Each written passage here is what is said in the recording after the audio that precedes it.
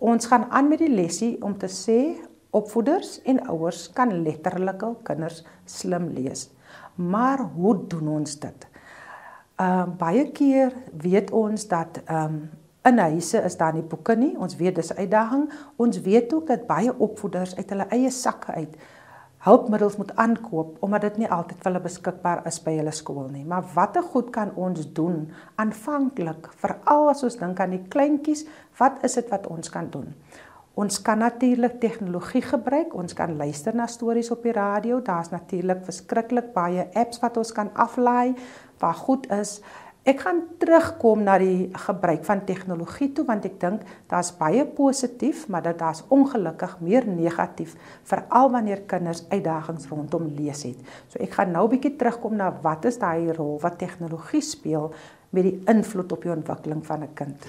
Ons kan natuurlik, is maklik om te sê, maar ek het nie toegang tot boeke nie, ek is ver van 'n biblioteek af, ek weet nie wat om te doen nie, ons kan altyd mense vra vir ou tydskrifte, ons kan die tydskrifte gebruik, ons kan vir kinders vra, gaan soek van die woorde wat ons vandag in die klas gedoen het byvoorbeeld, watter woorde sien jy in die tydskrif wat jy kan verstaan.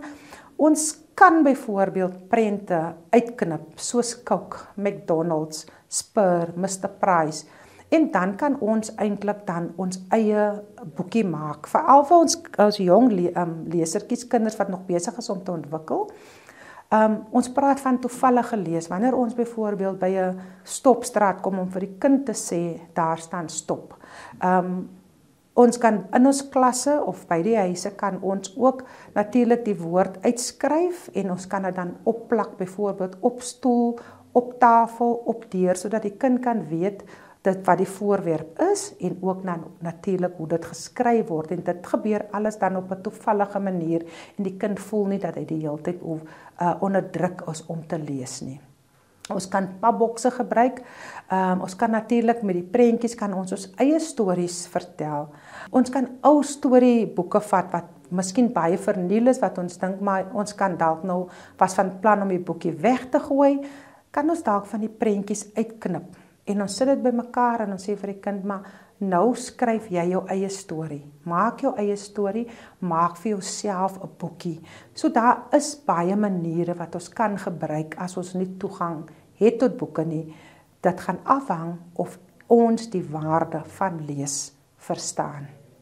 Ek het gesê ons gaan 'n bietjie terugkom na die tegnologie en die invloed daarvan en hoe ons daarna kyk, en ek dink hier is 'n baie belangrike rol wat ons natuurlik in gedagte moet hou wat ons vir ons kinders, wanneer ons vir ons kinders blootstel aan tegnologie. Kinders raak angstig as hul fone weggeneem word. Hulle word angstig, geïrriteerd, hulle word kwaad en hulle word aggressief. Hoekom? Ongelukkig raak ons kinders of mense verslaaf aan hulle selfone byvoorbeeld. En dit maak dit baie moeilik, want daar is studie in die VSA gedoen in 2019 wat bevind byvoorbeeld dat tieners tussen 7 tot 8 uur per dag op hulle fone is. Vir 'n oomblik dink 'n mens sommer hier aan die oogspan. 7 of 8 uur voor 'n klein skerm leer die oog om net so 5 cm heen en weer te beweeg. 'n Leesboek se bladsy is gemiddeld 12 cm breed. Ek hoop julle verstaan en julle kry die prentjie waarna toe beweeg ons. Ons oogie is spiere wat ontwikkel moet word. En wanneer ons die kinders toelaat om die hele tyd op hulle selfone byvoorbeeld te wees, is ons besig om die oë te programmeer tot tunnelvisie. En dit is hoekom lees vir baie kinders natuurlik 'n groot uitdaging is. Ons praat van die nuwe generasie gaping wat neurologies is. Dit beteken eenvoudig, in die vorige module het ons gepraat van die breinbane en wat ontwikkel word. Hier is ons nou besig om nuwe breinbane te vorm as gevolg van die feit dat ons kinders blootgestel word aan skerms.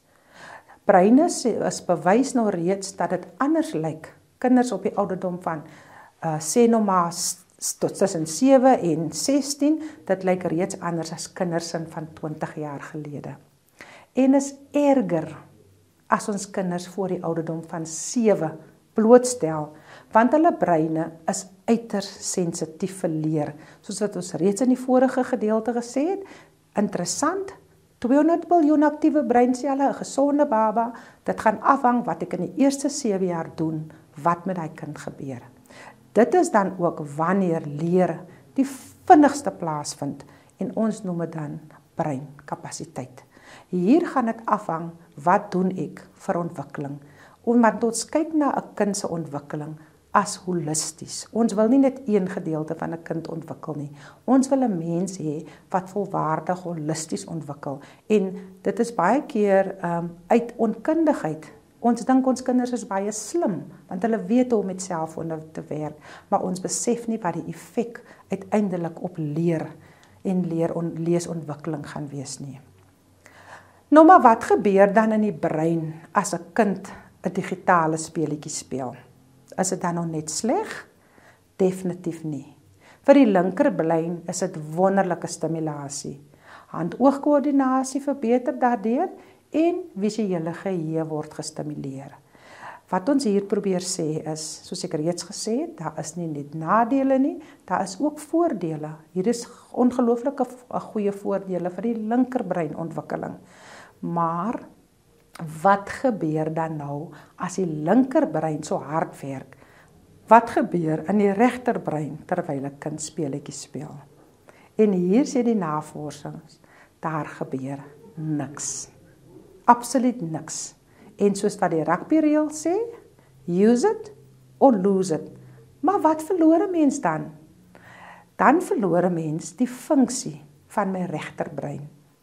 Hoekom is dit krities wat lees en leer aanbetref? Dit is absoluut krities, want in die regterbrein ontwikkel kreatiwiteit, my luistervaardighede ontwikkel, empatie ontwikkel, fokus ontwikkel en my leesvaardigheid sit aan die regterkant. Ek hoop dit gee vir ons nou 'n bietjie van 'n breër prentjie hoekom ons kinders tans nie met begrip kan lees nie. Hoekom ons tans ons land in 'n leeskrisis is. Hierdie goed is uiters krities wanneer ons dink aan die ontwikkeling van 'n kind. 'n Tweede ding, baie onderwysers kla natuurlik, ons kinders luister nie meer nie. Hulle sê hulle praat aan mekaar, 'n kind kan nie luister nie. Kinders fokus nie. Ons weet natuurlik hoeveel kinders kan lees, maar ook 'n baie belangrike ding is empatie. Goed, so wat is empatie? Empatie is wanneer ek myself in iemand anders se skoene kan sit om te weet hoe die persoon gaan voel wanneer iets met my gebeur of wanneer ek in 'n spesifieke situasie is. En dit ongelukkig ontbreek by baie van ons kinders. Wat ons nou ook in gedagte moet hou, tegnologie is deel van ons voortbestaan. Dit gaan nie verdwyn nie, inteendeel, dit gaan groter word. Die impak daarvan gaan soveel groter word, maar dit is belangrik dat ons moet weet wat gebeur met ons kinders en hoekom is lees vir so baie kinders 'n uitdaging. Ons wil natuurlik ook baie terugvoer kry van onderwysers wat byvoorbeeld vir ons sê, maar ons kinders sukkel om te fokus. Ons kinders luister nie wanneer met hulle gepraat word nie en dan weet ons wat die redes is. Of wanneer onderwysers byvoorbeeld vir ouers terugvoer gee en vir hulle sê, maar die kind luister nie, dan sê mamma, maar hy sit dan 'n uur voor die televisie. En hy sit doodstil. Dit sal gebeur, want hy is besig om sy linkerkant se brein te stimuleer. Ons is ongelukkig, of nee, ek wil nie sê ongelukkig nie, maar ons is blootgestel nou. Ons is tans in 'n digitale eeu, waar dan natuurlik ook baie min kommunikasie tussen mense plaasvind. Ons meeste doeltreffende kommunikasie bestaan uit opdragte gee. Dis badtyd, bring jou sak, het jy huiswerk gedoen, daar is nie meer die vloeiende manier van kommunikeer nie, want ons almal is in 'n tyd waar ons gejaag is en waar die blootstelling daar is. En baie keer is die oplossing vir baie ouers die maklikste om of die televisie aan te skakel of om vir die kind die selfoon in hy of haar hand te gee. En dit dra natuurlik by tot die uitdagings waarin ons dan ons tans bevind. Daar word ook eintlik aanbeveel dat kinders tussen die ouderdom van 0 en 7 glad nie aan skerms blootgestel moet word nie, omdat ons weet hoe belangrik en hoe krities die ontwikkeling van kinders is. Kinders moet natuurlik baie meer begin speel en aktief betrokke wees. Ek dink die belangrike ding wat ons hier moet onthou is dat daar 'n goeie balans moet wees. Ek kan nie my kind 'n uur voor die televisie sit en dan lees ons net 5 minute of die kind speel glad nie vandag nie. Daar moet 'n balans wees tussen speel, 'n kind moet lees, 'n kind kan skermtyd kry. Ons moet dit beheer want dit is ook uiters gevaarlik om vir 'n kind net iets te gee waar jy nie eintlik self beheer het oor en nie weet waar die kind in beweeg en waarna die kind kyk nie. Maar soos ek genoem het, dit is nie net nadelig nie, daar is voordele, maar ek dink is belangrik dat ons weet wat die impak van hierdie goed op die ontwikkeling van die kind is. Goed, die volgende gedeelte wat ons nou gaan na kyk, is om te kyk wat is die boublokke wat in plek moet wees voor 'n kind gereed is om te begin lees. Nou wil ek graag hê dat julle op hierdie skakel van die video net eers vir ons na die video gaan kyk. Ek gaan vir julle so 5 minute gee. Kyk so 'n bietjie na die video voordat ons gaan kyk na die boublokke wat in plek moet wees, want ons weet mos soos ek vroeër genoem het dat ons gaan kyk na die holistiese ontwikkeling, maar ons wil uiteindelik hê as ons kinders aankom in graad 1 moet hulle gereed wees om te kan leer, om akademies te kan presteer. Daarom is dit belangrik dat ons moet weet wat moet in plek wees, wat moet gebeur in die eerste 7 jaar, sodat die kind uiteindelik gereed is om te leer.